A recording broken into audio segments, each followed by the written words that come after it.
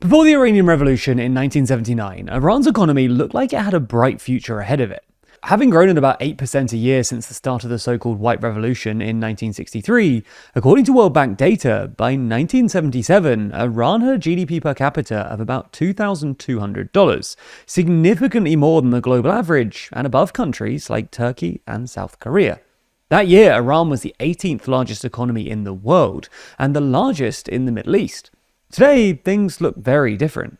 According to the latest World Bank data for 2024, Iran has a GDP per capita of about $5,000, less than a third that of Turkey, and less than 40% of the global average.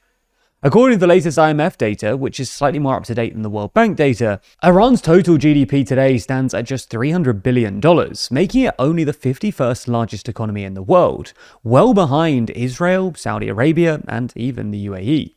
Unsurprisingly, the war made things worse. Iran suffered hundreds of billions of dollars in damages, and its currency, the Rial, briefly touched an all-time low of 1.9 million to the dollar after the US imposed its naval blockade in April. However, this new deal, which if all goes to plan would oblige the US to lift all sanctions and organize a $300 billion reconstruction fund, could finally reverse this decline.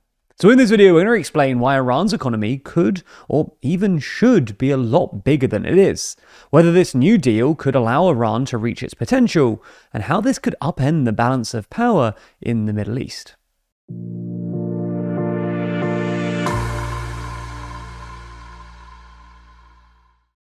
This map shows all of the places that Trump has launched military offensives since returning to the White House last year. But how did we reach this point? In the latest issue of our magazine, we run through a timeline of Trump's military chaos across the world. That's just some of the 80 pages in the magazine, because there's more to too long than you'd expect. Purchase your copy by clicking the link in the description. So let's get straight into it. In short, the reason that Iran's economy should be a lot bigger is that it has great fundamentals. Namely, untapped mineral and hydrocarbon wealth, combined with a relatively young and well-educated population. According to the EIA, for instance, Iran has the third largest proven oil reserves in the world, after Venezuela and Saudi Arabia, and the second largest proven gas reserves, after only Russia. Taken together, this means that Iran has proven hydrocarbon reserves roughly equivalent to those of Saudi Arabia, which has an economy that is mostly centered around oil, but is far bigger than Iran's. According to the latest IMF data, for instance, Saudi Arabia has a GDP of about $1.4 trillion, more than 4 times Iran's $300 billion. On top of this, Iran also has significant reserves of a number of other commodities, including copper, iron, and zinc. Iran also has a remarkably well-educated population. Literacy rates, which are generally considered a pretty good proxy for overall education levels, have risen dramatically in recent decades to something like 98% for younger Iranians. Iranians are also more likely than most of their regional peers to go to university. According to data from 2016, Iran has over 10 million university graduates, implying a tertiary education rate of about 21%. Roughly 40% of all graduates, including something like 25% of female graduates, pursue STEM degrees, implying one of the highest concentrations of STEM grads in the world. This outperformance in STEM is one of the reasons Iran has such a resilient industrial base, as demonstrated during the war. Iran has also made surprisingly good progress at closing the gender gap. Women used to have significantly lower literacy and enrollment rates than men, but the literacy gap has narrowed dramatically in recent decades and closed completely for younger Iranians. And women actually account for a 60% plus majority of all university grads. A good reference point here is Turkey, which actually has a crazily similar demographic and educational profile to Iran. According to the latest data, Turkey's population comes in at about 86 million people. Iran's is about 87 million. Turkey has a median age of 34, Iran's is 33.8. Turkey has a youth literacy rate of 99%, Iran's is 98. Turkey has a tertiary education rate of slightly less than 21%, Iran's is slightly more, and both countries outperform in STEM. And yet, despite these similarities, the Turkish economy is many times larger than Iran's. According to the IMF, Turkey's GDP currently stands at about $1.6 trillion, more than 5 times more than that of Iran. The point we're trying to make is that judging by its resource wealth and human capital, Iran should be a multi-trillion-dollar economy, and probably in the top 20 globally, not languishing outside the top 50. So if Iran has such solid fundamentals, why hasn't it achieved its economic potential? Well, there are essentially two big reasons. Sanctions, which have functionally cut Iran off from the rest of the global economy, and the Ayatollah's regime, which has proved somewhat incompetent at managing the economy. Fortunately for ordinary Iranians, the new deal between the US and Iran could solve this first problem. If future negotiations on Iran's nuclear program go smoothly, the deal would oblige the US to remove literally all sanctions on Iran, unfreeze all Iranian assets, and even organize a reconstruction fund that would mobilize some $300 billion in private investment into Iran. This fund has been framed by the Iranians as a form of reparations, but is also clearly aiming at solving a more specific problem. Namely that, in the past, sanctions relief hasn't worked as well as expected, because private investors didn't fully understand the sanctions regime and were worried that they'd be reimposed in the future. Of course, this does still leave the second obstacle, the regime.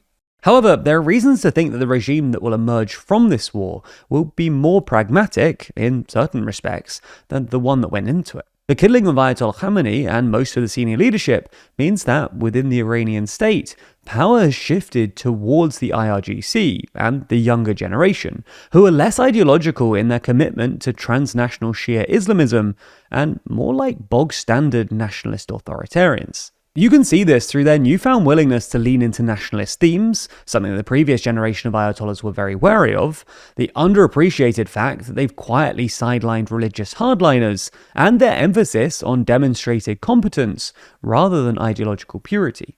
Since the ceasefire, for instance, the state has pressed ahead with an economic reform package, which ended a number of subsidies and politically protected programs, and aggressively publicized new reconstruction projects. To be clear, we're not saying that the post-war regime will be less authoritarian, but if it tries to legitimate its rule by demonstrating competence rather than via appeals to ideological purity, then it will probably do a better job of managing the economy. Anyway, if the sanctions are properly withdrawn and the post-war regime ends up being more competent than the pre-war regime, Iran's economy could genuinely boom. And this would dramatically alter the balance of power in the Middle East, especially vis-a-vis Israel. Not only could Iran plausibly overtake Israel in GDP terms, a booming Iranian economy would also throw a spanner into the Abraham Accords, because neighboring Arab countries would presumably have to effectively choose between economic relations with Israel or economic relations with Iran. In 2020, Israel was the obvious choice, but in a couple of years, Iran might have a case. And if you're thinking that that was a lot to take on top of the thousands of other stories happening around the globe right now, you're not wrong. You might even feel powerless in today's climate, and we promise you, you're not alone in that. If, like us, you're looking for evidence that people can still make a difference, we know exactly the place to go.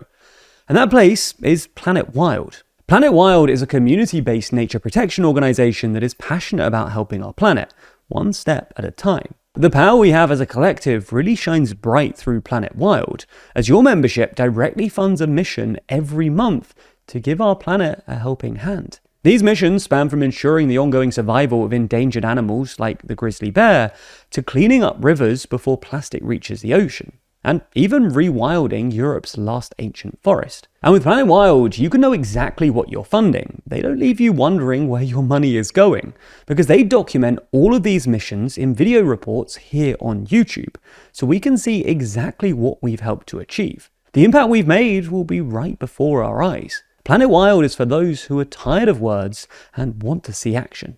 So if you want to join the growing community of people committed to actually making a difference, you can do so for as little as $6 a month, and every contribution matters, big or small. And if that hasn't convinced you, then the first 100 people to sign up using the code NEWSGLOBAL6 will get their first month's membership paid for entirely by us.